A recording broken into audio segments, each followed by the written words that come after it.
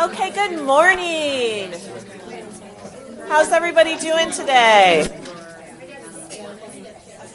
Jen is passing out some handouts that you'll use during our time together today. We're not going to use them immediately. However, you're going to need those today. So what we're going to do is you are actually going to build an assessment blueprint. So you have had practice creating selected response items, constructed response items, performance task items. You've had exposure to the blueprint, and today you're actually going to populate one. And what we have done is we've modified the blueprint a little bit because, it's a good blueprint, but we think that it could have used some more things to make it a little more user-friendly. So we're going to go through that with you today.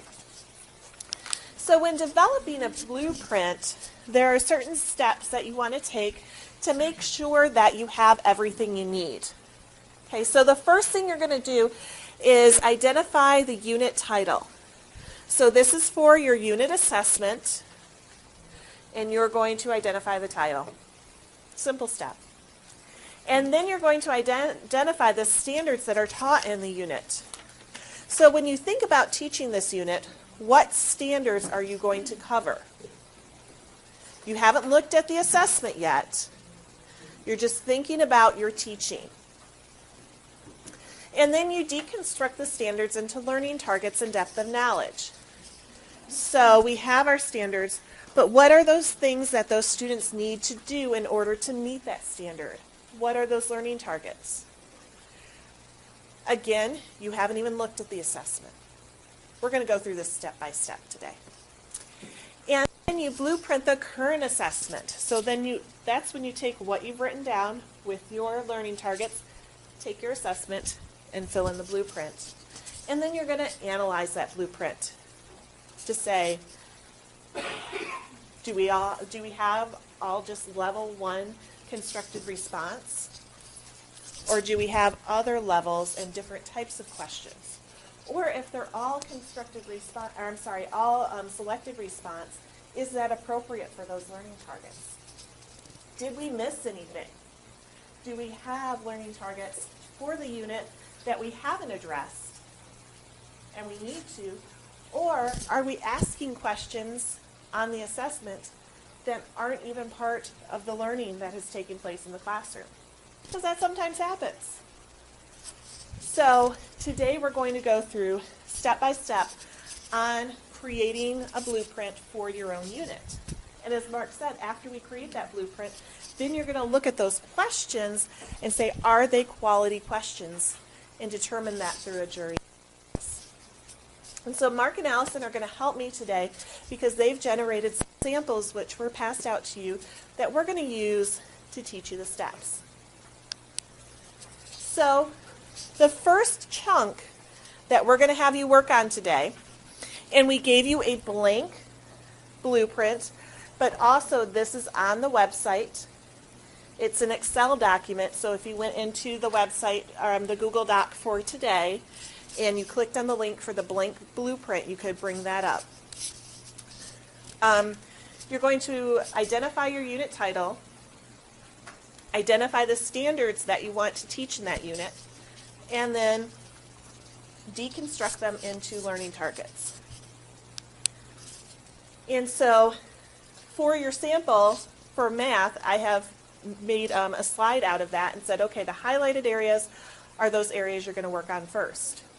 You'll notice that we added the unit title and the standards to this. And instead of putting codes for learning targets, we're just going to have you write out that learning target. That way you don't have to worry about, well, what did that code mean again? And I have to have a separate list. You're going to put it right on that blueprint. So Allison, do you want to talk through the math piece on what it is you were thinking when you developed this? Yes. Okay. So what I did when I got started was I had to figure out, like, you guys have all come with your assessments already created, and you have a sense of how your units are already chunked together. So I don't live in that space, so I had to find, in my mind, like I had to find a unit that was already put together that if I were teaching or creating an assessment for, that I could literally walk through this process that we're having you kind of think about today. And part of the reason why this was not necessarily a huge chunk of the content we were going to do for this 3-day session or 4-day session that we've had with you guys, but ever since that day one when we went around and we said, you know, what is it that you want to learn from this session, almost every table said, our assessments are too long. We need to really evaluate their length and the types of questions that are on them. So it really kind of stuck with us as people presenting to you, like, okay, well, we need to really focus more then on this blueprint in terms of what kinds of questions are on the assessments and are they getting us to where we want to go. And now we've studied blueprints every single time, or we've at least talked about them every single time we've been together, but now we've gone through selected response, constructed response, and performance tasks. So now we're saying, okay, we kind of know what those 3 things are. Now we have to figure out how many of each we need to put on each of our assessments to make them a manageable length.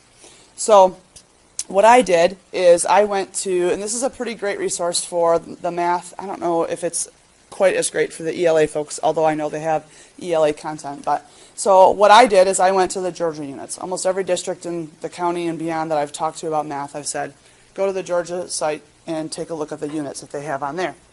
So then what I did is I knew that they already had units put together for instruction. So I just picked 4th grade for no particular reason, and I went to Unit 1. So in the Unit 1, and I won't open the unit, I'll just open the curriculum map. They had, and I guess I screwed up because I didn't notice this last standard on here, but they had these 5 standards chunked together into one unit called whole numbers, place value, and rounding and computation. So that's when you take a look at this document. Okay, the easy part was done for me, where I did whole numbers, place value, and rounding. That was my title. And then the standards that were included were those first 4. Then the next part of what Laura had us do was to deconstruct the standards.